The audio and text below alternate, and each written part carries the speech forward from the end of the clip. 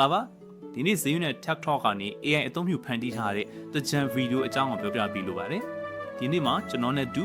မြန်မာလေးထက်ထက်နဲ့မြန်မာလေးဖူးဖူးတို့ကလည်းပါဝင်ပြီးတင်ဆက်ပေးသွားမှာပါမြန်မာတကြံကိုပကံခစ်ကစားလို့ခစ်အဆက်ဆက်ရင်းချမှုတွေနဲ့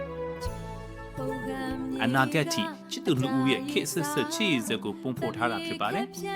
ဟုတ်ကဲ့ပထမဆုံးခေတ်လိုက်စုံတဲ့ပုံတွေနဲ့ group like ပေါ်ပျော်ရွှင်ပုံတွေကို image တွေကို nano banana သုံးပြီးထုတ်ပါတယ်